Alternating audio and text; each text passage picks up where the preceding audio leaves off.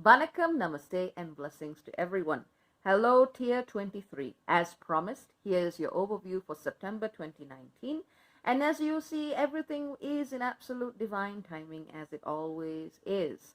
A lot of this overview will be focused on the Virgo Stellium and the aspects it makes to different bodies in the skies. And this is a repeated pattern. So when we get to the day-by-day overview, we won't need to go through the pattern over and over again. I'll just call it as I see it and ask you to refer to part 1, which is a thematic analysis, and in part 2, we'll look at the day-by-day accounts where those themes play out in predictable fashion. Now, I just want you to remember that Virgo season was already addressed in the longer video prior to the one I just posted where I said hi from the Himalayas. It is the one that is called the start of Virgo season. That's also a good refresher for all of you, just in case you needed to fine-tune and reorient yourselves before getting into the details of this video. And as I informed you before, I'm currently in Dharamshala. Dharamshala's energy has been very interesting. My initiation in the Dharamshala was a minor concussion, I believe, after an extraordinarily bumpy bus ride. And I've traveled quite a bit, and that's got to be the worst travel I've ever had. And so I needed to rest for a few days. This, too, is an absolute alignment with the stars as we will analyze them, especially when we get to the Virgo stelliums in conjunct to Chiron in Aries. Now, in terms of the land here, you know me. I don't romanticize. I don't tell you that things are sacred just because other people say so. I don't think that people can claim anymore that something is sacred just because it wears or adorns the trappings of purity. You have to go there to a place, to look at it, to feel into it, and to come to your own conclusion. And that's really what I've been doing here during my journey in the lower Himalayan hills. And there's a lot of mythological energy. There's a lot of energy that is extraordinarily ancient. But I can't exactly say that all of it hold to the standards of purity and transcendence that make sense in this new age. And so I am literally sitting and speaking to you from a space where discernment is called for in the energies of the land itself, so that one can actually work with it, that it may be a conduit for purer energies coming from the skies, coming from the heart, the deep core of the planet at this time. Do not take anything for granted, not yourself, not me, not anyone, not any message, not any piece of land. And do not assume that things are sacred simply because others claim them to be. Keep your eyes open, keep your feet on the ground, keep your heart open, and keep your mind ready, willing, and able to discern as and when needed. Be willing to look past the veil, be willing to look past the illusion, be willing to look past the status quo, and trust your own judgment and inner intuition. Be open to the fact that sometimes your own intuition can be clouded by your traumas, your worries, your fears, your own ego mind. And as long as you are willing to acknowledge your biases, you are that much more able and likely to access a more transcendental level of truth and experience.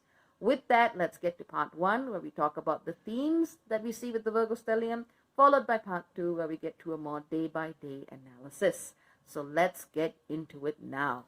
So let's get into the monthly overview. Now, remember that Virgo season technically started during the last week of August. And you can see that reflected in the previous or the longer video that I sent to you called the start of Virgo season. So, it's not an immediate or direct correlation that September is all about Virgo and nothing else. It's not what it's about.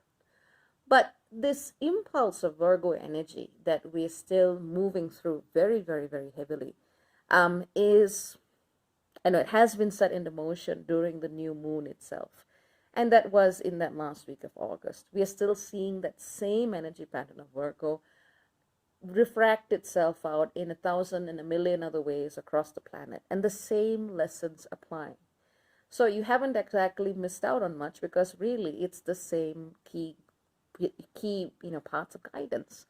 Look at your gut, look at your head, look at your mind, look at your daily life and how you choose to organize your time and space. Look at the actions that you take to take back control of your lives. That's not the same as being controlling, but rather to maintain your energy boundaries, to say no to people, entities, or energies that are trying to feed off of you, to say yes to opportunities to replenish yourself, and to engage in restorative acts of justice that allow you to be in a much more balanced relationship with the earth and with whosoever you are in any energetic connection with. Now, as members of Tier 23, I know you understand this instinctively, but at this time, it's more about just taking care of the fine print and the little details. As explained in previous videos, the die has been cast. We have already seen the setting into motion events that are continuing to unfold, and they create a changed planetary context for all of us to engage in. I mean, as predicted, we do see major changes in the political institutions of the world. I mean, things are shaking up and heating up in the British Parliament. And that literally set the political language that the rest of the world is following. Things are heating up in India. We see, protests all over the world. We see changes in political systems slowly but surely coming about. And of course, we see the earth herself burning in vast parts of the planet, or other vast parts of the most densely forested areas of the planet, which is the worrying part. And so, there's all of this very, very large context, and it's very easy to feel completely swallowed up and unable to understand just what's coming and why and how. And you know what? This is not a month for us to be thinking about the big picture as much as what we can do with every moment and every day of the time that has been given to us. That is the key message. What is in front of you and what can you do right now? It doesn't matter if it's a small act. The world doesn't change with dramatic acts overnight. It's a building of things over time. So no matter what you can do, how big it is, how small it is, it doesn't matter. Just do what you can in front of you. Live your life in a way that is sustainable, in ways that engage and honor others the way you would wish to be engaged, and keep at it. That's the key message for now, to be honest. I mean, during this particular Virgo season, on the 1st of September, we had the Sun at 8 Virgo, Mercury at 5 Virgo, Venus at 13 Virgo, Mars at 8 Virgo, Juno at 3 Virgo. It's just, the start of September has just basically been Virgo giving us all a, really hard punch going, pow, wake up. What are you doing with your day? What are you doing with your time? Now, this Virgo stellium as the month progresses, on each specific day, each specific member is going to go through the same old cycle. They're going to be trining Uranus. They're going to be opposing Neptune, Black Moon, Lilith. They're going to be squaring off with Jupiter and the Great Attractor. They're going to be trining Saturn and the South Node.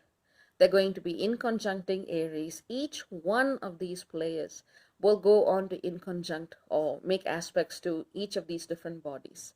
Hence, the pattern of the same Virgoan theme working itself out through different planetary engagements. So to save us all a lot of time, I'm just going to go through the key types of engagements we are likely to see. So when a member of the Virgo cluster trines Uranus, which is in the early degrees of Taurus, what you'll be seeing is an opportunity to connect deeper with the body's consciousness, with the energy of the earth and the land itself, and to see how we can transform our relationship with those aspects of material embodiment.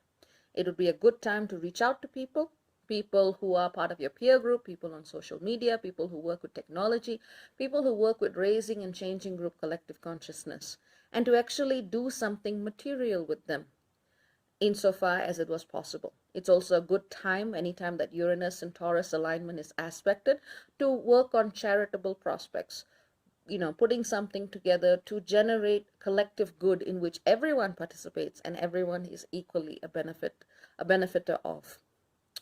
It would also be a time to look at finances, the stock market, anything that has to do with fluctuations and changes in your monetary asset and sense of personal and financial economic security.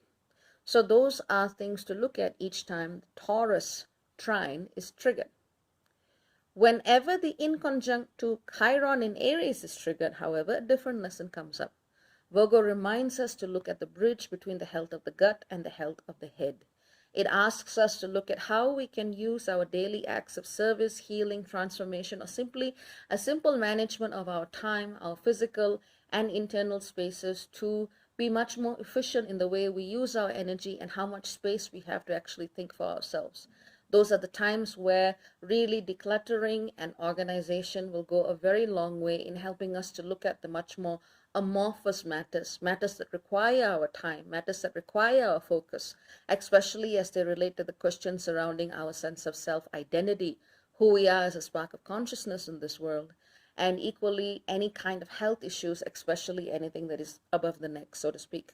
So we are being asked to practically provide the space and the context and the healing energy and focus required for us to develop a much more integrated sense of I, self, and certainly any healing that is above the head. And I'm very unsurprised that I had this huge minor concussion type thing going on, especially at the start of all of this. So astrology, astrology, astrology. At those times when any member of the Virgo stellium in conjuncts Chiron, be also mindful of extreme acts of triggering, people wanting to put themselves out there and wanting to be of service, but maybe coming at it from a place of ego rather than a place of integrity and spirit. Though, everyone's got to start, so try and be a little bit gentle if you can, especially when you meet people like this. Encourage them to go deeper within to come up with a path of service that is truly more aligned. Sometimes it's very easy to get caught in the ego, especially with the Aries Virgo in conjunct. So when any member of the Virgo stellium goes on to oppose Neptune and Black Moon Lilith in Pisces, these are times where we need to look at how we are physically supporting our deeper spiritual work. Do we have the nutrition we need to recover? Do we have adequate sleep? Do we have adequate space, clarity, and cleanliness, whether it's within or without, a kind of a purity of space so that we can actually sit and commune in the ways that we need to? The Neptune alignment is very much about our dreams and about our relationships with, how do I put it, interdimensionality, different times, different realms, things that go beyond our human comprehension. And sometimes it just feels like too much. Sometimes it has to do with death and dying. Sometimes it has to do with things from beyond the veil. Keep your energetic house tidy. Keep your body purified. Take salt baths when you can.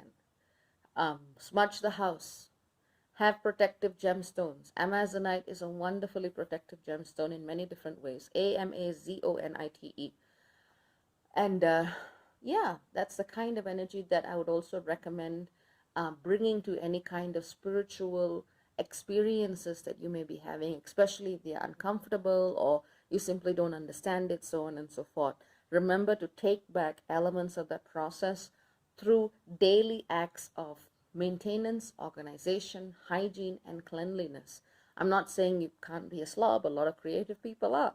But it is to say that organize your space in a way that allows the energy to flow in a way that is meaningful to you. And remember, sleep, vitamin B, these things are important, especially when processing Neptunian aspects. Probiotic can also go a very, very long way for a lot of you. See if your body can handle that. Now, when the alignment comes to Black Moon Lilith, and I am kind of looking at it in reverse, if you've noticed, I've started from Uranus in Taurus, Chiron in Aries, Neptune in Pisces, and then Black Moon Lilith in Pisces. And I'll be giving you the actual dates and degrees when we go through a day-by-day overview, but I don't want to repeat the same insights again and again and again. But when any member of the Virgo stellium aspects Black Moon Lilith in Pisces, that is a time for you to be looking more so at the relationship you have with the shadow feminine. Now, people tend to romanticize the goddess. They tend to romanticize anything they can get their hands on. And the goddess is no exception. There are many different chapters and experiences of the feminine at a physical level, at a metaphysical level, at a spiritual level. And just as there is a toxic masculine, there is also a toxic feminine. We are being asked to acknowledge the shadow of this toxicity in how it presents itself to us in our spiritual experiences, our individual experiences of awakening, of understanding our past life karma. And the shadow feminine doesn't always come off as an aggressor. It tends to play very strongly into the passive aggressive victim martyr archetype.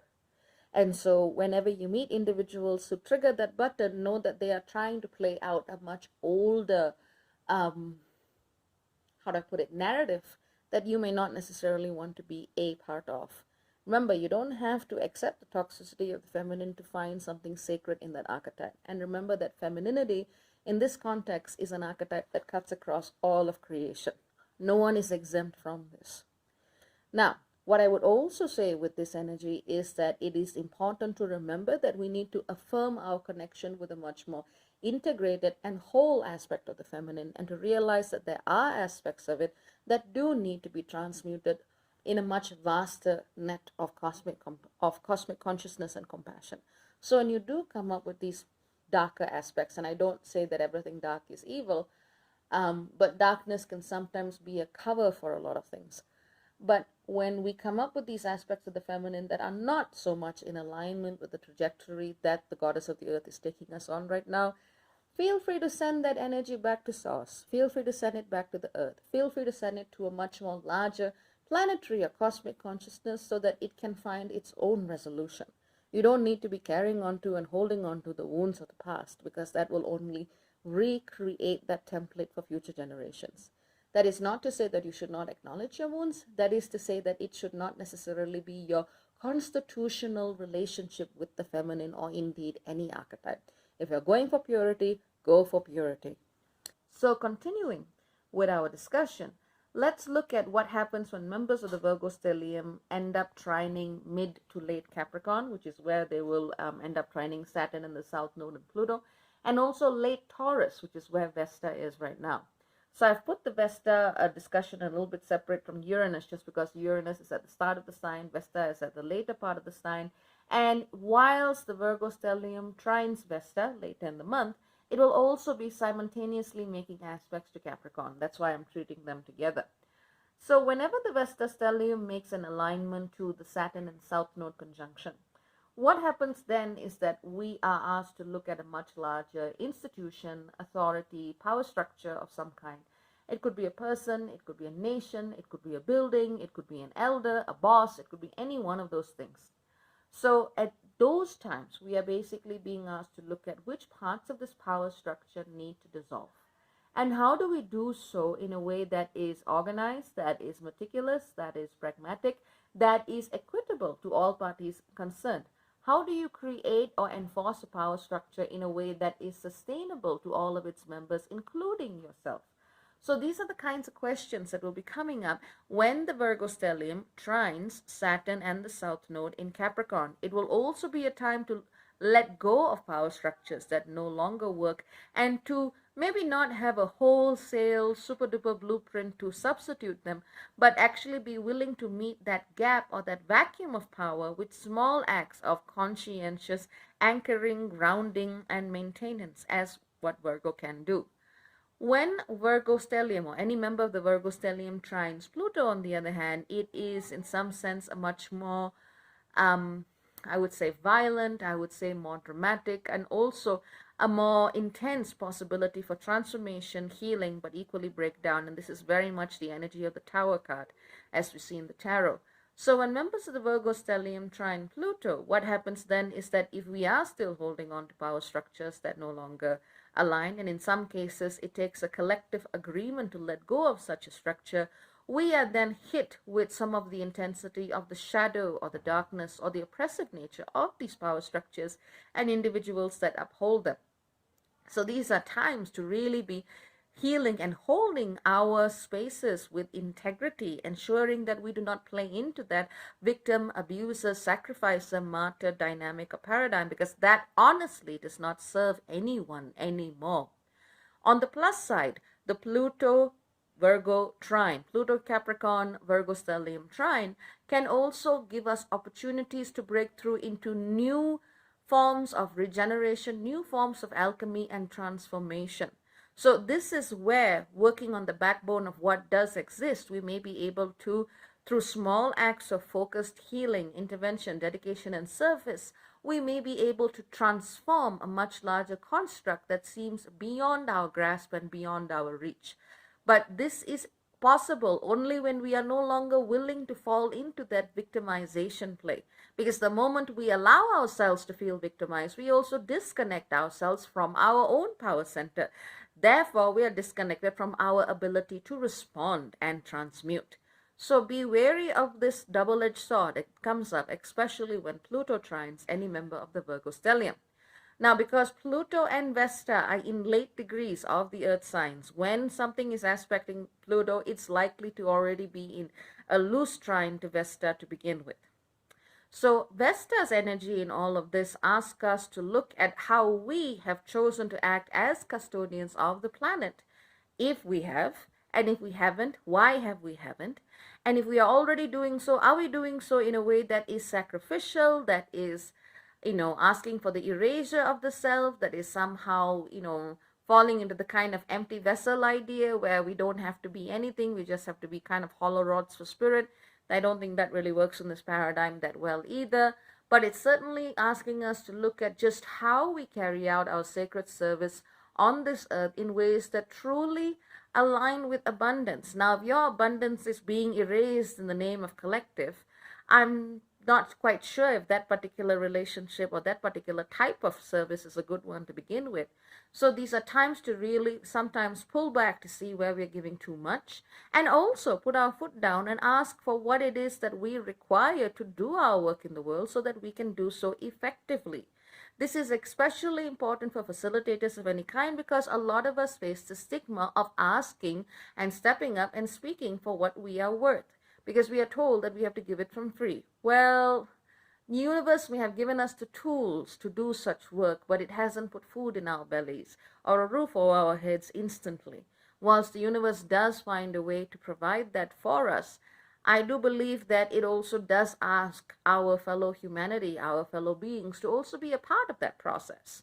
I mean, you're not just in isolation with yourself and spirit, you're also on a biosphere with many, many, many other sentient beings. Let them also contribute to whatever cause or path or purpose of service that you walk on. That is a lesson that all facilitators can take on board. I mean, and there's always a spectrum of things, you know. Charge what you feel that you are worth, but also do look at whether or not you are doing so in a way that is reasonable for the amount of energy you put into your work, the type of people you choose to attract, or whether you are really, really just putting yourself out there for the ultra rich and the ultra elite. And if you are doing so, think about that again. And if you're also just stretching yourself too thin to cope up with everyone else's demands, know that people can also just save up for your work. That is okay if you actually ask someone to do so.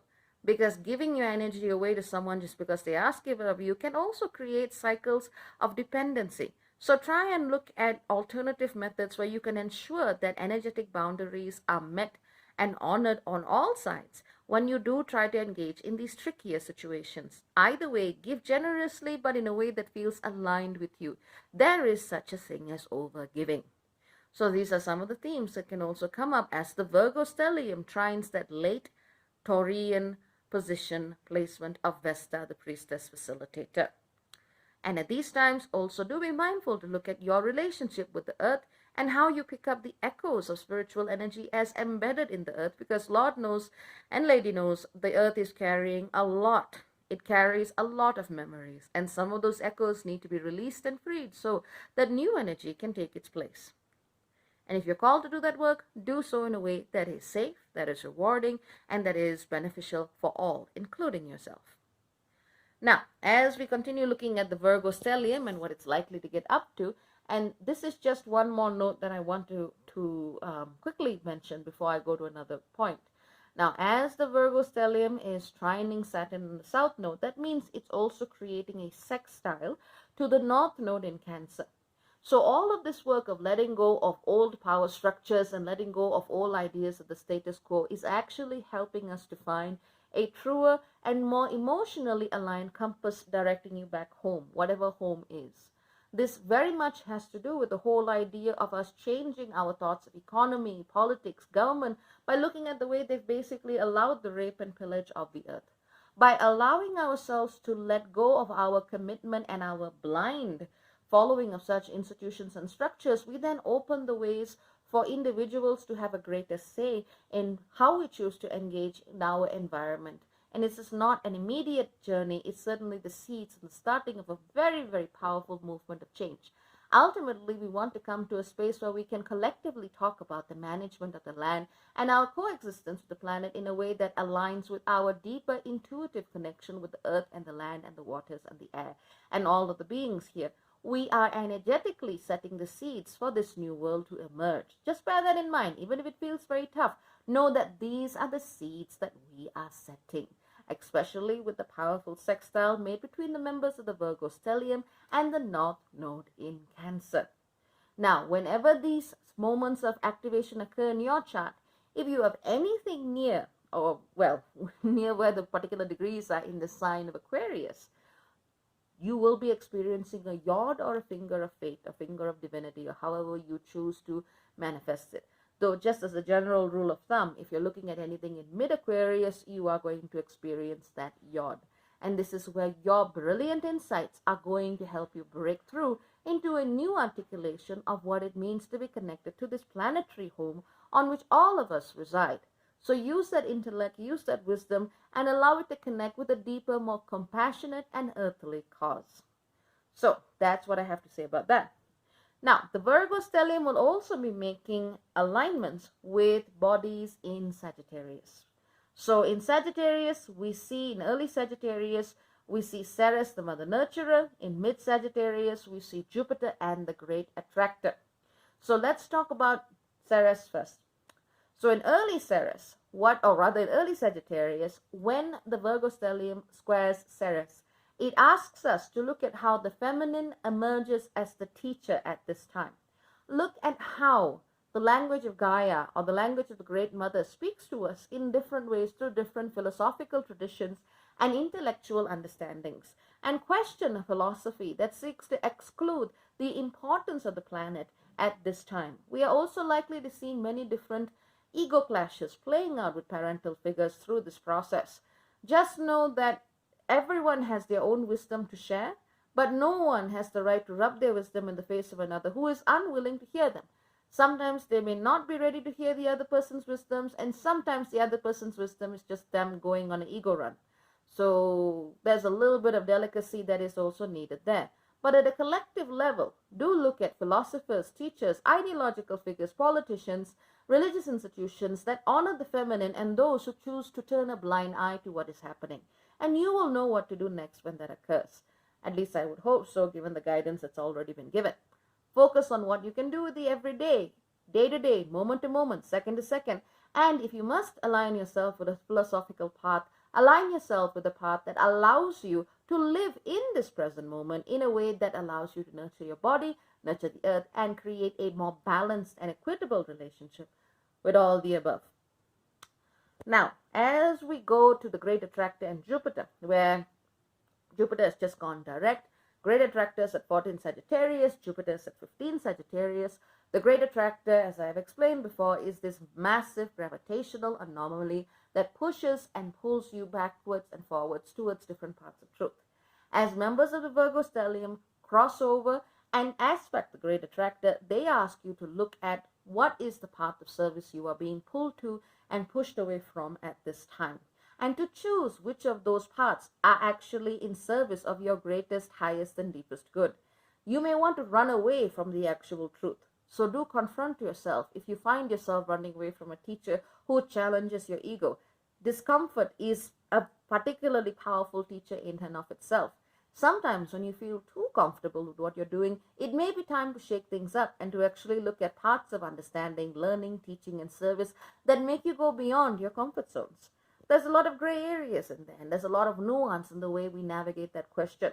But certainly these are times where those questions will be very, very strongly present in the skies. Just remember, the great attractor is at 14 degrees Sagittarius. So when anything is aspecting the great attractor, it will also be aspecting Saturn in the south node. Similarly, in the middle part of Capricorn, the north node in the middle part of Cancer. So this one alignment will not occur in isolation. It is lighting up other aspects of the skies at the same time as well, as along with Neptune, who is, I would still say, pretty much at the midpoint of Pisces, just about 2 degrees away from the midpoint of Pisces.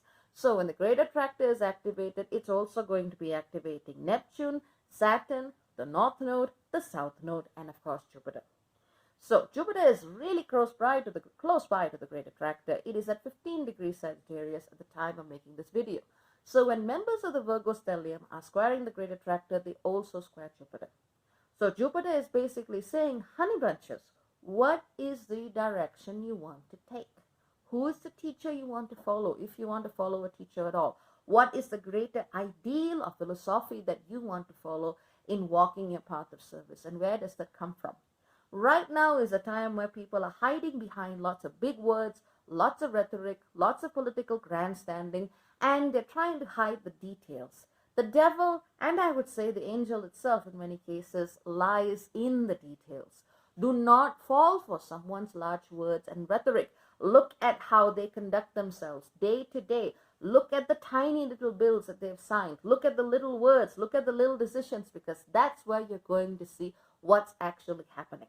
Whether it's government, whether it's teachers, whether it's people, whether it's anyone you regularly, routinely listen to, look at what they're saying and what they may be trying to hide by excluding other things. Now, sometimes when you're dealing with, personal individuals, you don't need to know everything about them. But when you're dealing with political, religious, philosophical, or other types of figures or ideologues, that's when you really need to see if they themselves are truly walking their talk. Look at the small details. Do not be clouded by the glossy words, by the high drama. Do not be clouded by that. But remember to look at what is not being said in addition to what is. All right?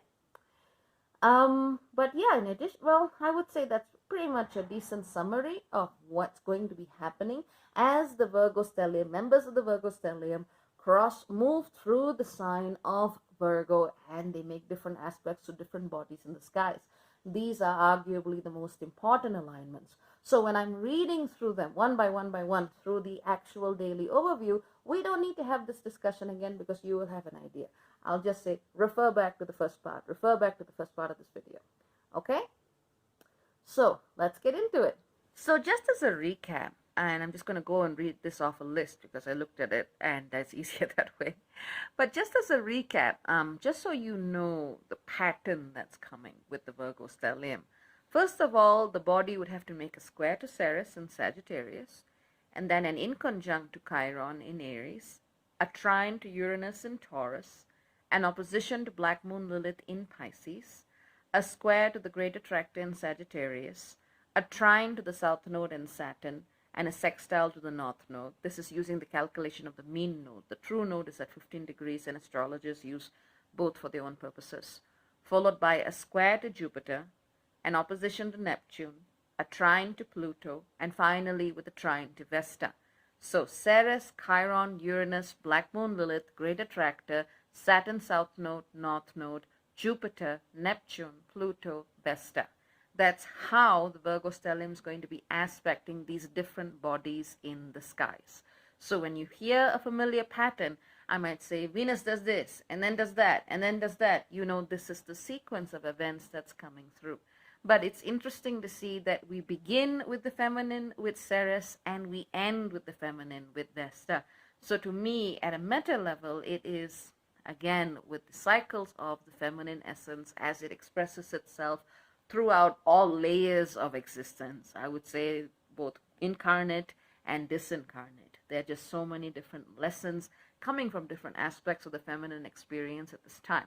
So just as a little bit of context, all of this started with Virgo season, with Venus entering Virgo on August the 21st. It will leave round about October the 4th when Mars leaves Virgo. Now, we're not counting Juno because Juno isn't the regular part of Virgo season.